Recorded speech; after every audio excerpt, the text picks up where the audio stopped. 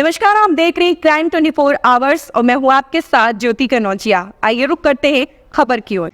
कुछ दिन पहले अहमदाबाद के बावला में एक फर्जी हॉस्पिटल पकड़ा गया था। पुलिस ने फर्जी अस्पताल मामले में 7 लोगों को गिरफ्तार किया है और खुलासा हुआ है कि बावला में एक फर्जी अस्पताल के साथ साथ एक फर्जी प्रयोगशाला भी है। अनन्या अस्पताल के 7 और आरोपियों को गिरफ्तार कर लिया है, जिसने अस्पताल से सबूत नष्ट करने के इरादे से सीसीटीवी का एनवीआर रिकॉर्डर खो दिया था। साथ ही फर्जी पैथोलॉजी लैब के संचालक को भी गिरफ्तार कर लिया गया है। केरला जीआईडीसी पुलिस ने इन सभी आरोपियों को गिरफ्तार कर लिया है। आपको बता दें कि कुछ दिन पहले अहमदाबाद स्वास्थ्य विभाग की छापेमारी में यह पूरा फर्जी अस्पताल पकड़ा गया था। इस अस्पताल को मेहुल चावड़ा नाम का फर्जी डॉक्टर चलाता था। बच्ची की मौत के बाद वीडियो वायरल हुआ तो स्वास्थ्य विभाग ने जांच शुरू की, जिसमें पीएचसी केंद्र के डॉक्टर ऋतुराज चावड़ा ने गुजरात मेडिकल प्रैक्टिशनर एक्ट के तहत अपराध दर्ज कराया। तब पता चला कि एक गैर चिकित्सकीय व्यक्ति डॉक्टर मेहुल चावड़ा अस्पताल चला रहा था। उसके पास कोई डिग्री भी नहीं थी। चौंकाने वाली बात तो यह है कि अस्पताल स्टाफ को भी नहीं पता था कि डॉक्टर मेहुल चावड़ा कौन है। पुलिस ने इस मामले में जहां फर्जी डॉक्टर मेहुल चावड़ा समेत 3 लोगों के खिलाफ मामला दर्ज किया है, वहीं एमबीबीएस डॉक्टर मनीषा अमेरलिया के खिलाफ भी मामला दर्ज किया गया है। वहीं डॉक्टर धर्मेंद्र नाम के आरोपी के खिलाफ पुलिस में शिकायत दर्ज की गई है। यज्ञेश गोस्वामी की रिपोर्ट। खाते जे अगाऊ 140/24 થી ગુનો દાખલ થયો હતો તે અનુસંધાને વધુ કેટલાક આરોપીઓની ધરપકડ કરવામાં પોલીસને હેલ્પ મળી છે। જે પૈકી એક પહેલો છે સ્મિત રાજેશભાઈ રામી, જે મુખ્ય માલિકો પૈકી મેહુલ સાથે પાર્ટનરશિપમાં હતો।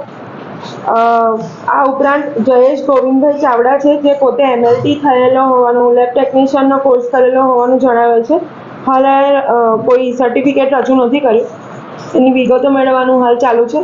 જયેશના સર્ટિફિકેટના આધારે દિનેશ ઘનશ્યામભાઈ મકવાણા, જે સેમ્પલ લેતો હતો પરંતુ તે તો ફક્ત 10 પાસ હોવાનું જણાવે છે, એની પાસે બીજા કોઈ સર્ટિફિકેટ નથી।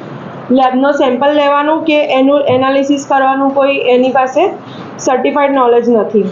આ ઉપરાંત એક છે વિશાલ મુકેશભાઈ પરમાર, આ જે છે નર્સિંગ અને મેડિકલની કામગીરીમાં મદદ કરતો હતો, બોટલ ચડાવવા કે દવાઓ આપવી વગેરે બેસિક વસ્તુઓ જોતો હતો, તે પણ આ બાબતે કોઈ સર્ટિફિકેટ ધરાવતો નથી।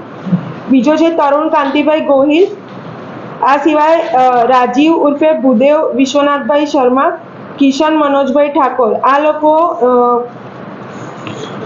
આ જે એનવીઆર જે છે તે દિવસે જેની એ લોકોએ હોસ્પિટલના કાચ તોડીને લઈ જવાની એ કરી હતી અને એ દરમિયાન એમણે પાછળથી લેબના કેટલાક રિપોર્ટ્સ પણ લઈ લીધેલા।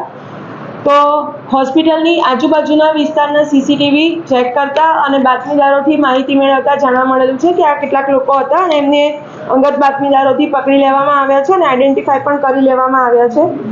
એટલે આ પહેલી વખત એ લોકો જ્યારે રાત્રે ઘૂસ્યા એ વખતે વિશાલ, દિનેશ અને હર્ષદ કરીને એક આરોપી છે જેનું નામ ખુલ્યું છે, એ લોકો અંદર ગયા હતા અને એ લેબના જે રિપોર્ટ છે જેના આધારે એ લોકોની ઉપર સકંજો કસાઈ જાય પણ એ લેબ રિપોર્ટ્સ ના મળે, લેબને લગતા કાગળો ના મળે, એટલે એ વખતે એ લોકોએ ચોરી લીધેલા હતા। અને ત્યારબાદ બીજી વખત પણ એ લોકો કાચ તોડીને અંદર ગયા હતા અને તે દરમિયાન સ્મિત અને રાજીવ અંદર ગયા હતા અને આ દરમિયાન જયેશ, તરુણ અને કિશન બહાર ઊભા રેકી કરતા હતા કે કોઈ એમને જોઈ ના લે। આમ 2 વખત એ લોકોએ જે સીલ કરેલી સંસ્થા હતી એને પાછળથી તોડી અને એની અંદરનું એનવીઆર લેવાનો ટ્રાય કરેલો। આ એનવીઆરને એક જગ્યાએથી જે એક આરોપી છે એની પાસેથી અમે લઈ પણ લીધું છે અને હાલ એની પણ પૂછપરછ ચાલુ છે। એ એનવીઆરને ડેમેજ કરવાનો કે એની અંદર રહેલા પુરાવા, એની અંદર રહેલા ડેટાને ડેમેજ કરવાનો પણ ટ્રાય કરવામાં આવેલો છે। હાલ એને ચકાસણી કરી એફએસએલમાં મોકલવાની હાલ તજવીજ ચાલુ છે।